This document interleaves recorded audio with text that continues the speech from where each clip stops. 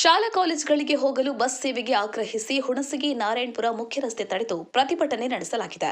ಕರ್ನಾಟಕ ರಕ್ಷಣಾ ವೇದಿಕೆ ಮತ್ತು ಗೆದ್ದಲಮಾರಿ, ಕಡದ್ರಾಳ, ರಾಜವಾಳ್, ಬೊಮ್ಮಗುಡ್ಡದ ವಿದ್ಯಾರ್ಥಿಗಳು ಸೇರಿ ರಸ್ತೆ ತಡೆ ನಡೆಸಿ ಬಸ್ ಸೇವೆ ನೀಡಲೇಬೇಕು ಎಂದು ಪಟ್ಟು ಹಿಡಿದರು.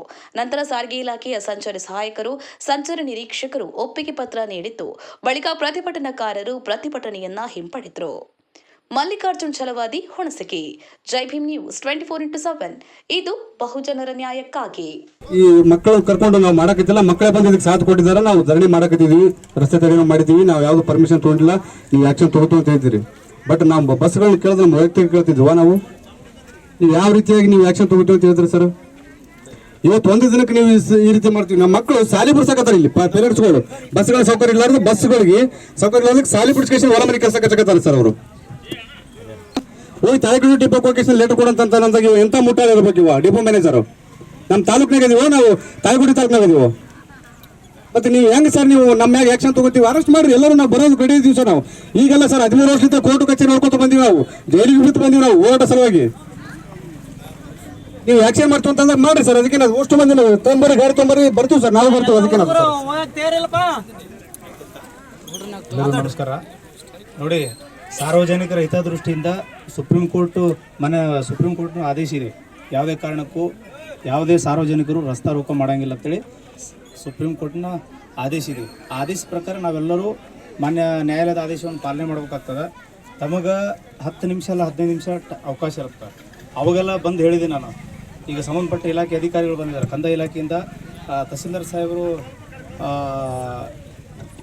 ಅವರು ಅಂತ ಹೇಳ್ತಿದ್ದಾರೆ. ಬಸ್ಸಿನ ವ್ಯವಸ್ಥೆ ಮಾಡೋದಿಲ್ಲ ಅಂತಂದರೆ ನೀವು ವಾದ ಮಾಡಿರಿ, ಬೇಡ ನಮ್ಮ.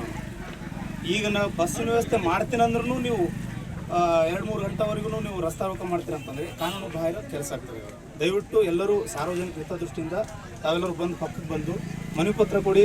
ಮತ್ತು ನಾಳೆ ಏನಾದರೂ ನಿಮ್ಗೆ ಬಸ್ಸಿನ ವ್ಯವಸ್ಥೆ ಮಾಡಿಲ್ಲ ಅಂತಂದರೆ ಬಸ್ಸಿನ ವ್ಯವಸ್ಥೆನ ಏನಾದ್ರು ನಿಮಗೆಲ್ಲ ಶಾಲಾ ವಿದ್ಯಾರ್ಥಿಗಳಿಗೆ ಏನಾದ್ರು ಬಸ್ಸಿನ ವ್ಯವಸ್ಥೆ ಕಲ್ಪಿಸಲಿಲ್ಲ ಅಂತಂದರೆ ನಾವು ಇರ್ತೀವಿ, ಕಂದಾಯ ಇಲಾಖೆಯವರು ಇರ್ತಾರೆ, ಅಥವಾ ಸಾರಿಗೆ ಇಲಾಖೆ ಹಿರಿಯಾಧಿಕಾರಿಗಳು ಬಂದು ಅವ್ರಿಗೆ ಮನವಿ ಪತ್ರ ಕೊಡೋದ್ರ ಮುಖಾಂತರ ಮಾಡಿಕೊಡ್ತೀವಿ. ನಾವು ಇವತ್ತಂತ ಹೇಳಿದಾರೆ ಅವರು, ನಾಳೆ ಎಲ್ಲ ಟೈಮ್ ಟೇಬಲ್ ಎಲ್ಲ ರೆಡಿ ಮಾಡ್ಕೊಳ್ತೀವಿ.